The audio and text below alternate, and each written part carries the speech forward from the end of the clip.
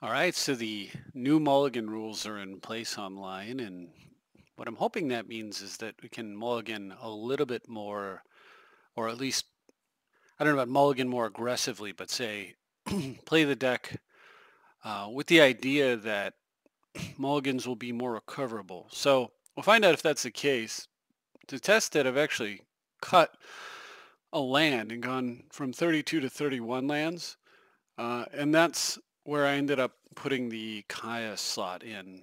I think at one point I had cut either Fact or Fiction or Mystical Teachings for Kaya, so I could stay at 32 lands, but with the new mulligan, should be safe to run all of it and just go to 31. Now, I tried some other things with this change in place. I tried adding an island, going back to Scroll Rack, Land Tax, and putting Gush in as an enabler. The problem wasn't that it didn't work. The problem I was having is that it just takes up so many slots in the deck. And the deck list is so tight already that the cuts felt too painful to make. So it was good. I really liked it, but I'm not sure that it's great considering what you're giving up. So it's always that cost benefit analysis, right? Anyway, let's take a look at some games though. I played these, I want to say yesterday, I believe. And so yeah, let's see if I can come down here. Yeah, 412. So yesterday, and I'll just start right at the beginning, and we'll see how things went. Now, hopefully the replay is good. I haven't tested majority of these, but I did check at least one of the games. It looked like it was very complex, and it looked, it was a prime candidate for bugging out, and it actually worked out. So maybe the rest will. Oh, one other thing I want to mention about the mulligan, and this got my opponent, it got me the very first time I mulliganed, and it's gotten probably two or three of my opponents, which is that the way it's implemented online is kind of counterintuitive. What happens is you mulligan, you end up with 7 cards still, and then you pick the cards that you want to throw away, not the cards you want to keep. And if you're not paying attention, and it's so easy to do, you'll mulligan and then click on the land that you want to play for the first turn, and you've just tucked the land that you wanted to play to the bottom of your library. So if that happens in here, I don't remember. I know it's happened to, like I said, 3 of my opponents. So if it comes up in here, you may see people just concede immediately after mulliganing and mention that's exactly why. So just be careful. I warn you of that. Now I mulliganed my first hand, and the second hand had everything you saw plus a Vindicate, and I decided that I was probably safe getting rid of the Vindicate. I wanted to make sure I hit my land drops. It's a little tough because you don't want to throw away a Vindicate against Mono Black because of Phyrexian Arena, but um, I felt like I had the Teferi, and if I could just keep a high mana hand and my opponent didn't duress Teferi out of my hand or something, then I was in great shape. Here I sacrificed the Sensei's Divining Top in order to get an Ancient Tomb and a Karn on the same turn. I had to use a fetch land to play the Karn, which is why the top went away, but looks like it was worth it. And at this point, it's turn 3 and I've got 10 cards in play and I'm drawing 3 cards per turn, plus pressuring my opponent. They scoop to that and I cannot blame them. So a good first game for the day. So we'll move on to the second game here against Johnny Rue and see what Johnny Rue is playing. So Johnny Rue is playing Reiki, the History of Kamigawa. And I've got a perfectly reasonable start, nothing insane. My opponent crop rotates into Untaidaki, the Cloud Keeper. So for 2 life, he actually my opponent gets 2 mana to play legendary spells, of which the commander is one. And this commander, of course, rewards playing legends. So even if I were to counterspell a legend, I wouldn't, my opponent would still draw a card. So I let the Jitte go here. I got 1 land off the Wayfarer. I figure it's going to die. My opponent, for some reason, does not actually kill the Wayfarer right away, which is a little weird. So I swing in, hoping to get a counter off their Jitte. Still doesn't happen, because I was planning to clear the board anyway. I was just hoping I could steal a counter off the Jitte, but for some reason my opponent uh, does not go for it. Anyway, here I force a will Azusa, and I do it because I've got a double mana destruction play, and I don't want my opponent dumping lands into play quickly. Also because Azusa would turn on my opponent's Mox Amber. So my opponent has a Tree of Tails. I don't know why that's in their deck, but it's going to bite them pretty hard right now because I'm going to Mystical Teachings for Mystical Tutor for Vandal Blast, if you didn't figure out what it was that I revealed to my opponent. Vandal Blast earns a scoop. It kills the Jitte, the Mox, the Tree of Tails, leaving them with just a solitary forest. Alright, and so that is it for Johnny Roo. Next is Sudden Khan. And Sudden Khan is playing Joda, Archmage Eternal, leads off with a first turn Vampiric Tutor, but doesn't wait till my end step to do it. I, on the other hand, have just a Badlands, so they ran out Crypt into Unexpected Results into Hunting Wilds, which gets 2 more lands in play. So remember, hold on, this is insane, right? This is turn, I have 1 land, this is my first turn, right? At the end of this is the end of my first turn, or the end of my opponent's end step rather. It's their second turn, but still feels like turn 1 for me. And my opponent's got Crypt, what is that, 6 mana in play. I have, on the other hand, a Vampiric Tutor. So I Vampiric Tutor and go get Workshop. Workshop allows me to run out a Chromatic Lantern. And sitting on a remand, I decide I'm done. I can use the Workshop to play Talisman next. When it goes for a creature, I don't read the text too closely. I knew I was going to remand anything that they tapped enough mana for that turn, so I just do it. And then on my turn, I get extra mana, play Dak Fade, and my opponent does not tap their Mana Crypt in response. And with 1 mana floating from Workshop, that allows me to play a Expedition map, use their Crypt to go get a Wasteland. And then Wasteland, I'm going to kill the Underground Sea, which takes out both their black and blue sources simultaneously. And if my opponent were to follow up with a threat, of course I've got Treachery into Breya Skull Clamp to refill my hand. So even though my opponent had 6 mana to just my lone Badlands, the very next turn, rather 2 turns later, my opponent has conceded the game. So one of the things I love very much, not only about this deck, but this format in general, is that you can have insane starts like that, but they're insanely developmental rather than in other formats like Modern or Legacy and Vintage. The things I don't like about those other formats is that crazy starts result in an ended game, right? Like first turn, reanimate Grizzlebrand, the game's over, right? Like they're going to draw 14 cards, you're dead. In this format, it's about getting on the board, but then that means that there's time to recover. There are ways you can recover from it. Or in some formats, or in some cases, like in the older formats, including Modern, you can just die on the first turn. So I really like Commander for that reason, and I love this deck even more so. So I am now facing J. Russell Anderson. J. Russell Anderson is running the Haunt of Hightower and has a pretty stellar start, but I do have a Remand, and Remand allows me to actually effectively tap their Mana Vault because they waste their whole turn playing a Gilded Lotus that I then stop with the Mana Vault. Opponent runs out a Torpor Orb and finds themselves a Mana Crypt. I go ahead and Factory Fiction in response, hoping to find a blue card I can force with. I don't, so I just let it go. I mean, I could have factored into the teachings, but it was much better to take a bunch of mana and then flash teachings back here real soon. So for now, what I'm doing is I'm going and fetching a pause, planning to fetch a Vandal Blast, and I'll just clear the board that way. But what I forgot about was the Torpor Orb effect on Spellseeker, causing it not to draw me cards.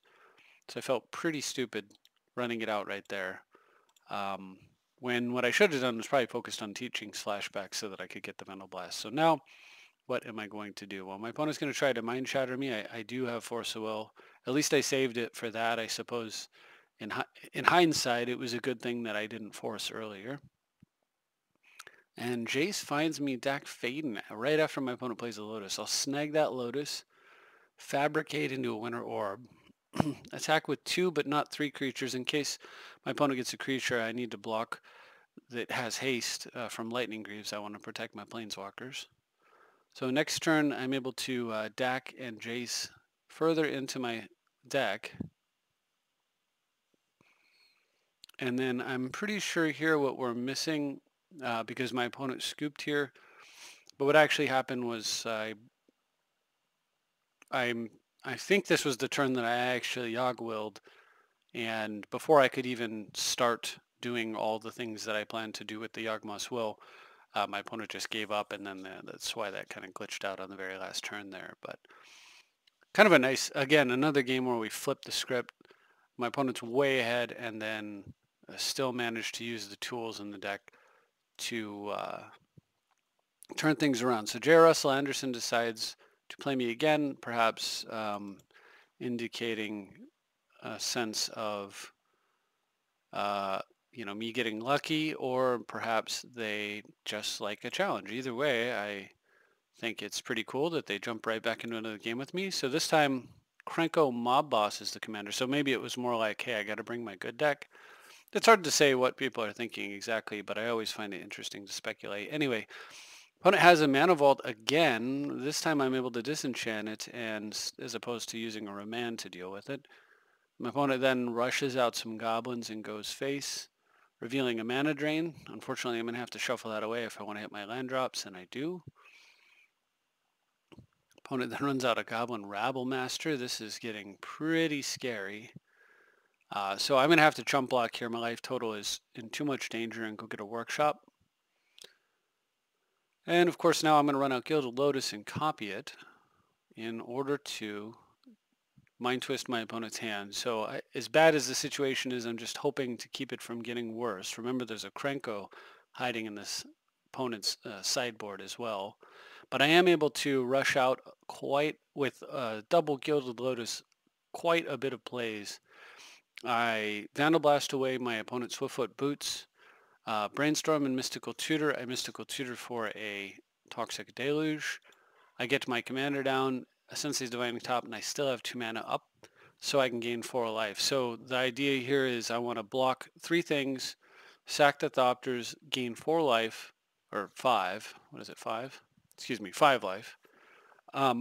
Take a couple hits from the smaller goblins, end up slightly ahead on life, and then next turn I Deluge for 2, and board clear my opponent, followed by Fact or Fiction. That should be it. My opponent doesn't wait for that, though. They kind of see the handwriting on the wall with this setup here and scoop.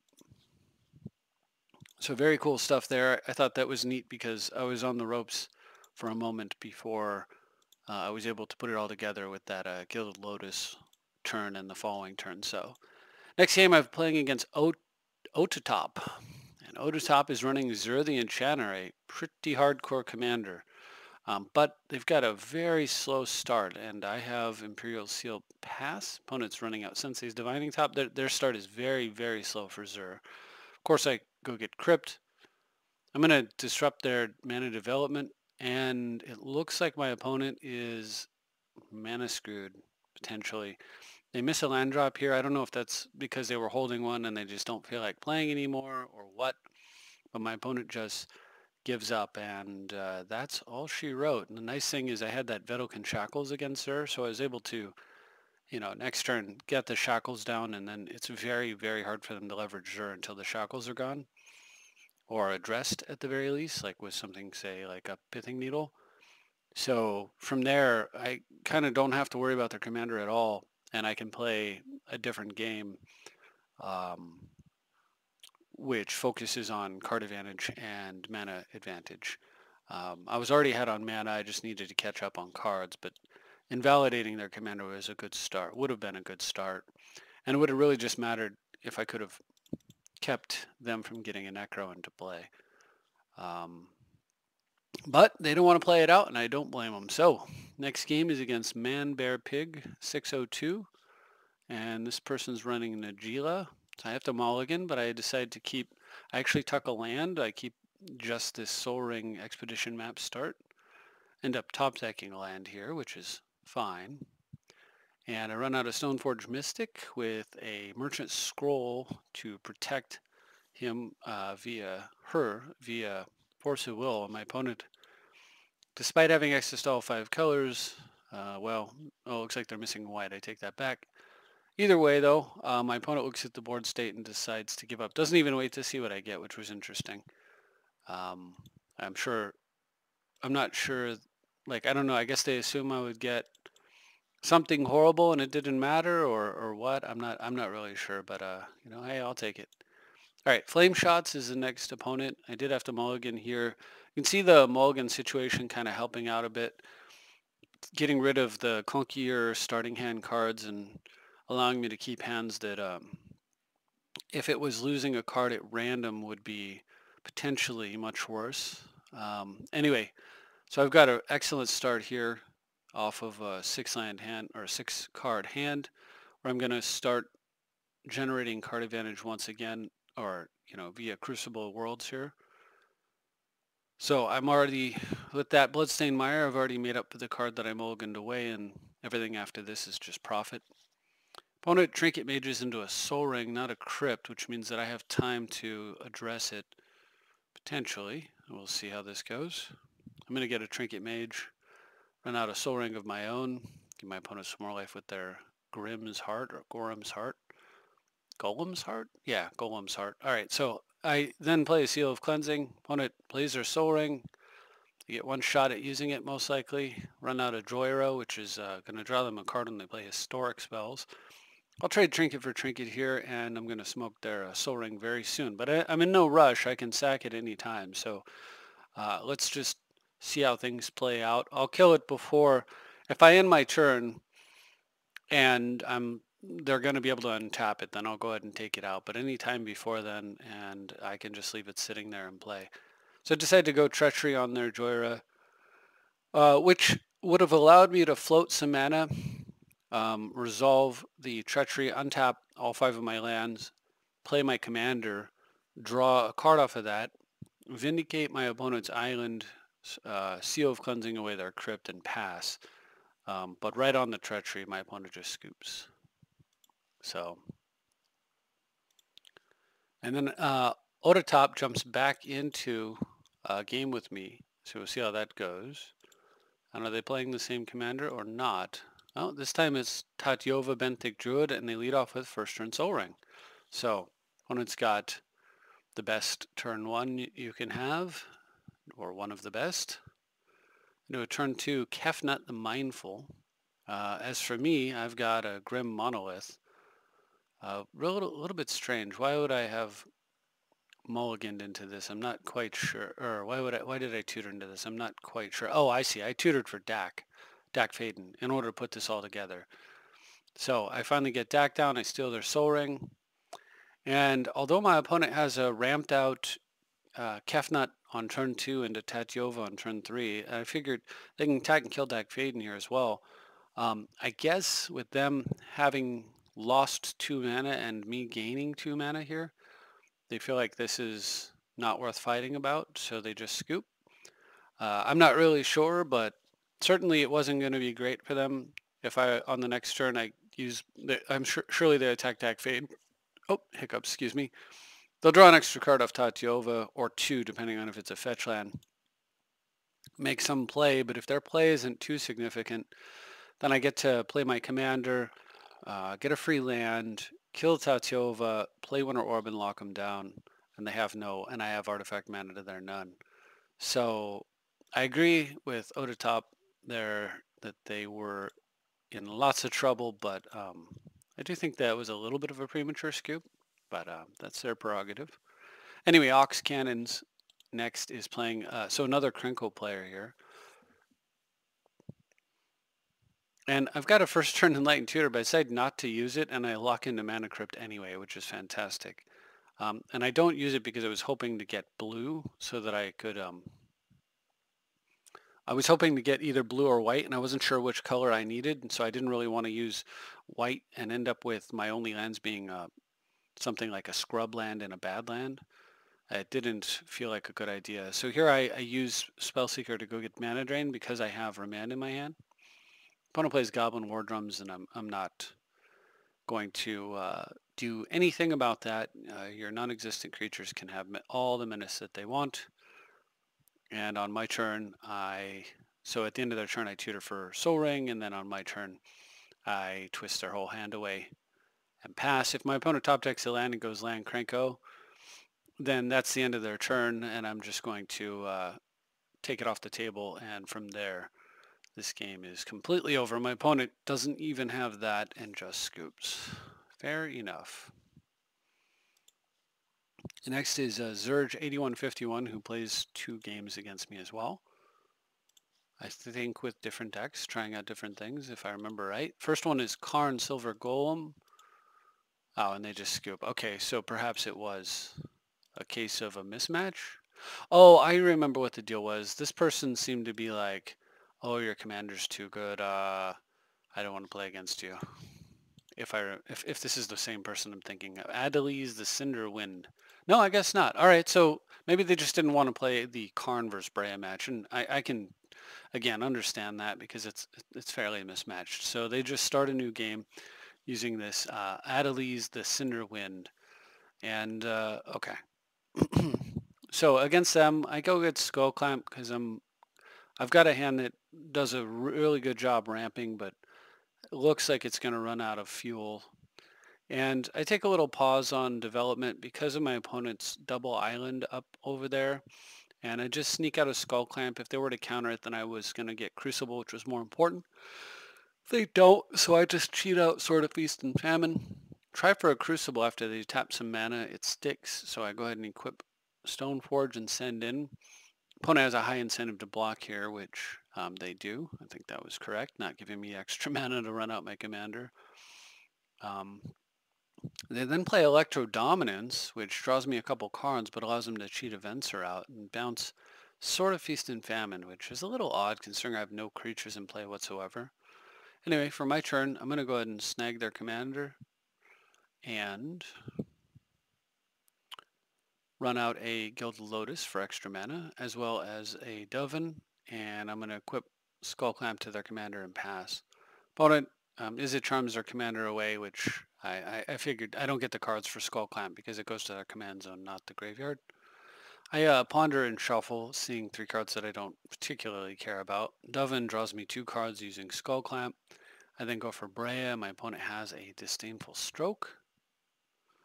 And I just vindicate their Venser and play an Expedition map. But the thing is, although I'm almost out of gas of action cards in my hand, I've developed my board heavily and I've developed my graveyard. And the last card in my hand, of course, is Yawgmoth's Will. So for this turn, I'm going to activate Yawgmoth's Will powers, steal their commander yet again, at which point my opponent gives up. I'm going to get 5 more mana, run out Stoneforge Mystic, probably a Vindicate, Seal of Cleansing combo. Pretty gnarly. I most likely seal away the Izzet Signet and Vindicate in a mountain this time. Try to keep them struggling to get that double red that they clearly have a need for, at least with some of their cards. But Zurge8151 just gives up on the spot, and that will work. So next is Moliash. Molish? Perhaps it's Molish, or is it Mol-Eash? I am unsure. But at any rate, this individual is playing Aurelia, the world leader. I've got to take a mulligan, but I end up keeping a pretty strong set of cards. My opponent runs out Mother of Runes. I play Wayfarer and pass. Opponent skips a land drop to prevent me from getting the extra card, but does not see the interaction between fetch lands and Wayfarer. So when they play a second land, I'm able to use Tithe Trick to fetch a Wasteland, deploy Soul Ring, and waste my opponent. Pass. For their turn, they've got another land drop, so they're still in it. Oh, excuse me. For my turn, I Enlighten Tutor for Necro, play an Urborg, and slam Necro, immediately drawing 4 cards, at which point my opponent just gives up. And rightfully so. I have more than double the mana base that they have, and I've just picked up a full hand of 7 cards to their 6. Yeah, Yeah, this game's super over. After that is a game against Tourist. And Tourist is playing Jory and Ruin Divers. So they get to draw a card off their second spell each turn. And I've got a very innocuous hand. It's pretty slow. But when I pull the Vampiric Tutor to go with the Talisman of Dominance, it becomes so much better because I can actually develop and set up for the next turn. Or so I thought. My opponent has a Muddle the Mixture there, so slows me down a bit. Instead, I just run out Stoneforge Mystic for Umezo's Jete and Merchant Scroll for a Mana Drain and pass. The Mana Drain was a little ambitious and probably should have been a Force of Will. Now, the reason I got Umezo's Jete was just because their commander is a little bit soft to it, but I do have to actually have a creature in play for this to do anything, so we'll see. Opponent's able to clear off all of my creatures and threats, or for the most part anyway. But at this point, so their problem is, it appears that that's what's going on, but I get to develop pretty hard here. I think the opponent scoops. The problem for them is that I'm going to play my commander here, and I get to immediately take out their creature, at which point they don't really have anything going on. And they've got to deal with a Jete. Excuse me. And if they focus on removing my commander, then as long as it's not something like Vandal Blast, then they're stuck in a situation where they're always sort of a half step behind. They have to deal with the threats that I play, which doesn't allow them to play threats, which means they're always that turn back. And then and of course they know I have mana drain, so in very short order I set up for a mana drain turn, which once that happens, that not only sets them back a little bit, but it actually sets me ahead a little bit. So they're playing a game of falling behind that they know is only going to get worse because of the Merchant Scroll drain. And so the opponent just scoops it up there, but I would have liked to have played out a few more turns of that, but you know, I totally get it. Anyway, Fizzlesticks is my next opponent here, and Fizzlesticks is running Tuvasa the Sunlit. It gets bigger for enchantments, and the opponent gets to draw a card off their first enchantment each turn. I've got a start that gets a little bit better this turn when I'm able to use a Mox Diamond to ramp out a Trinket into Mana Crypt on the turn before my opponent gets their Rhystic Study, which was very important because otherwise that would have drawn quite a few cards from my opponent. Instead, however, I'm going to Treachery with exactly 1 mana floating, pay the Rhystic Study tax, untap 3 lands, and attack for 2. And now when my opponent goes for their commander, I get to Mana Leak and pay the study tax again. At which point my opponent decides they've had enough. I'm too far ahead this game. Maybe their deck is a tempo deck, I don't know. But they give up, and so we move on. I do have Throne of the High City though, and perhaps they're just looking at the fact that they don't really have a way to put pressure on me. They've also missed a land drop apparently, and so I can go ahead and sack the throne to draw 2 cards per turn, wasteland them, and that's a pretty tall mountain to climb while you're getting beat down for 5 each turn. So opponent jumps right into a second game with me. This time I think they're playing the same commander and I have an average start. I do lead off with a wasteland since they played a temple garden and nothing else. I figure in that case it's quite possible that their mana is sketchy, that their hand is expensive, and this will buy me a lot of time. It does.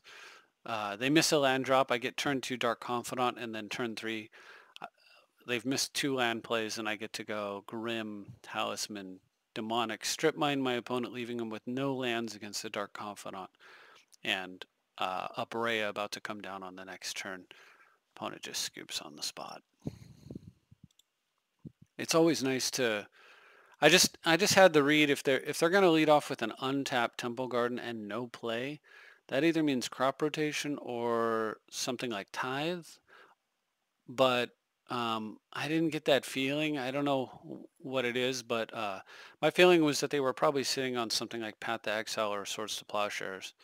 And so with no development coming from them, I just felt, okay, that was the time. All right, so I mulligan this one, and I mulligan into a Mox Diamond hand, and I'm playing against Silvestro running Mael the Animale. But the Mox Diamond hand has a Sensei's Divining Top in it, and I have an Opal, and I'm able to... my Opal's not actually active right now, but with the Talisman play, it is. And I'm able to get myself set up so that I can run out the ready. Now, if you're a keen observer of how I uh, sequence that game, you may realize that I actually could have done a better job than I did. I actually could have got the ready out last turn if I had not drawn a land, because drawing a land shut off my Mox Opal. If I'd have just let the land naturally move into my hand on the following turn, I would have been able to play the ready. You can go back and review it if you're interested, but sequencing does matter, and in this case, I cost myself a turn. I would be able to kill this Birds of Paradise right now. Fortunately, my draw, once it got going, is so strong that my opponent is just not really able to do much here. And because I have Enlightened Tutor, and I'm totally out of gas, I end up fetching for a Winter Orb, kill my opponent's Bird of Paradise, play my Breya for pressure, slam Winter Orb, and then my opponent's taking 7 damage per turn, and the orb is doing absolutely nothing to me. The other card I probably could have got, or maybe even should have got, was Necropotence, but I feel like Winter Orb's pretty powerful here, and as it turned out, so I activated Sensei's Divining Top to draw a card, and then I activated to look at the top 3, and then activated it to draw a card.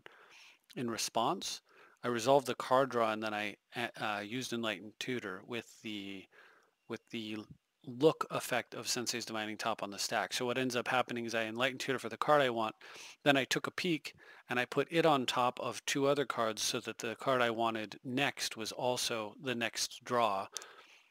So that way what happened was I drew the Winter Orb that I knew I had put on top of my deck, followed by the Sword of Feast and Famine that I had also put on top of my deck. So I knew what the next draw was. The next one after this was actually a land.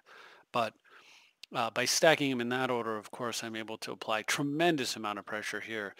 My opponent's under the orb, and now they're losing a card every turn, and they just pack it in. Duretti, any of these threats, Duretti, an active Sword of Feast and Famine, or a Winter Orb, is really tough for the opponent to deal with, but all 3 of them is just way too much. So then I had 3 rounds against Lenixium. This may have been, I don't remember how this went. This may have been the Rage Quitter. I don't really remember, but we'll find out. So opponent's playing Selvala, which is a pretty powerful combo commander. Honestly, it's a way to cheat Eldrazi into play very early. I've got a quick search for a Mana Crypt so that I can set myself up, and I was thinking of going with an early Fact or Fiction, but I decided I'm actually going to get a Soul Ring out. My opponent uses the occasion to tutor for a Priest of Titania. The reason I got Soul Ring out there was I felt like my opponent's start wasn't that fast, and I felt like I had time to develop. It was just a hunch, right? So it pays off here. Opponent goes for Selvala. I had Factor Fictioned into Toxic Deluge and 4 other cards. My opponent gives me Deluge or 4, maybe because they're playing elves, but I'll gladly take the 4 there. Now I'm able to advance my board state pretty significantly and orb my opponent as well. They can't actually attack and kill Tezzeret here. If they untap a land, I've already countered Selvala. I've already dealt with Selvala once, so it's 5 mana. If they untap and play a land, at best they've got 3 mana. Maybe they can kill Winter Orb or something, but that still doesn't get them out of jail. If they use a 3-drop to, for example, play one of the elves that pumps up Priest of Titania, then they're not attacking Tezzeret. So it's really tough for them here to do much, and recognizing that my opponent scoops. Of course, if they had not scooped, more than likely, I probably end up just demonic tutoring and mind twisting their hand away and plussing Tezzeret to untap some extra mana in the process. And then very quickly I kill Priest with Breya. And if the game went on any longer than that, Tezzeret would fetch me a Skull Clamp and refill my hand. So anyway, Onyxium playing Selvala again, decides to give it another shot, and I've got a pretty insane start. Um, Opponent says it doesn't think it's insane, it's just fast, and I have nothing to say to that. That's, I suppose, true. Insane would probably be like a channel fireball you win kind of situation, but it's a pretty cool beginning at any rate. So I increased the insanity by fetching a Mind Twist with Spellseeker. It feels insane to me at any rate, but you know, we all have our own definitions. So I'm going to go ahead and Wayfarer here. I'm going to go get Ancient Tombs so that I can throw a bigger Mind Twist. It doesn't get all of the cards in my hand, but it gets 80% of them, and that will have to do. Opponent does manage to hit a land drop though and get Selvala down, so that's pretty nice there. And I'm about out of gas. I have one more activation of Wayfarer to go ahead and go get a Wasteland, disrupt my opponent a little bit further. But I actually, I think we're actually going to bug here. We're in bugged territory. So what I had here was actually Treachery, and I Treachery Selvala, then untap the Wasteland and waste away the Rogue's Passage. I did, if I recall correctly, have a Stoneforge or a Jitte too, and basically at the end of it, my opponent ends up with what amounts to nothing and then scoops. I think that's how it went. It's hard to say, but anyway, last game against Linuxium here, I believe same commander. Yeah, same commander. Here I don't have a Crypt Soul Ring insanity. Just a very good hand. My opponent's got an early Priest though, which is excellent for them. If they get Gaia's Blessing as well, or Gaia's Cradle as well, they'll really be off to the races. But fortunately, because I naturaled into Deluge, I can actually make this play here. I DT for a Crypt, which I use to play Orb. When it runs out Selvala, and just like we wrote it up, I now get to go land Chromatic Lantern if I want very soon. But I'm going to run out Deluge first, a Weathered Wayfarer, pass, and my opponent's follow-up is Eternal Witness for Priest. Okay, so they're back in it. We go ahead and lose a flip here and play a Chromatic Lantern, use Weathered Wayfarer, go get myself a Strip Mine, take their untapped land out of play. One untaps a Forest, gets another one down, runs out Priest. I go ahead and lose a flip again, 17. Impulse into a Teferi, which will be my long-term plan with the Winter Orb. And just play land and pass. So my opponent's now got 3 mana available this turn and does not attack. I don't use Weathered Wayfarer. It wasn't a mistake there. I was looking at how much mana I needed to use this turn, and that was the reason for that. I go ahead and tuck their Priest. And now I block their Witness and go get a Wasteland.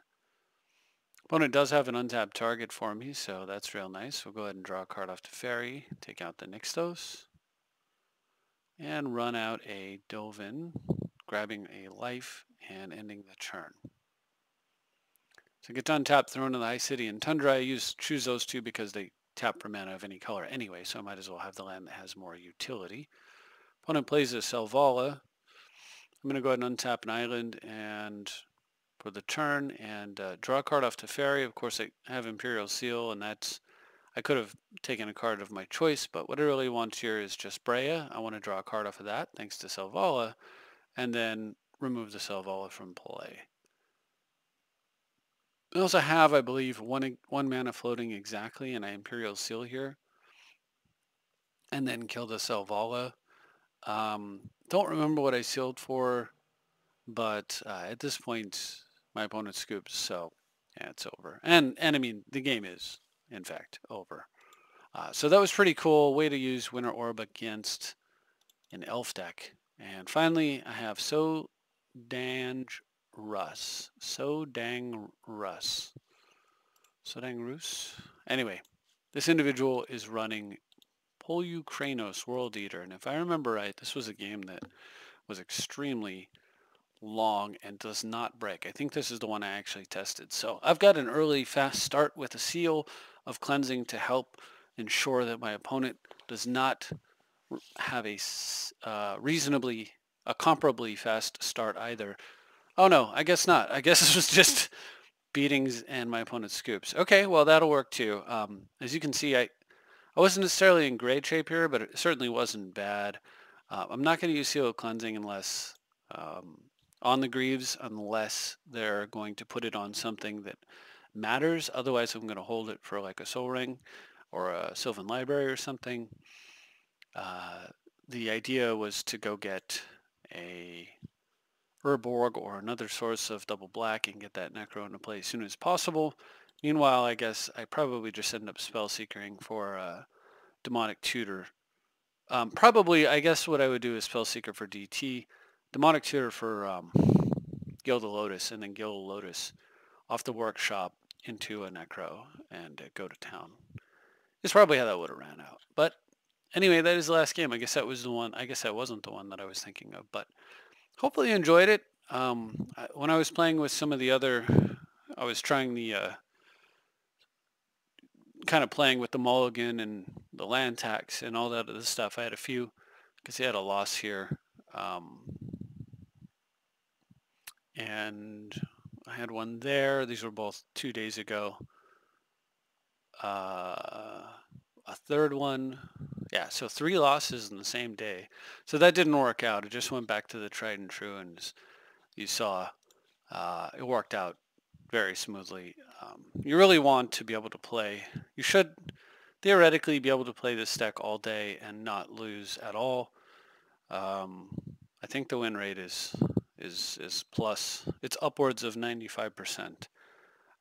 But it is very dependent on the player, and it also depends on the opponents. And you know, a lot of those opponents were not. I don't know if they were soft, but their decks were not tuned like this one is, and so not exactly something to crow about in triumph. But it's a good sign of a deck like this, I think, is that if you are playing against somebody and the power level is mismatched, you should win every time. Like, you should never lose those games at all. So when I was testing with the modified version of the deck, I lost a couple games to decks that I should not lose against, and that's a pretty good sign that the modifications I made were in the wrong direction. So, and that's the point of that. Anyway, thank you very much for watching. I hope you enjoyed. It has been a while since I made a video. I fly again. I've been doing nothing but flying every week, and I fly again next week.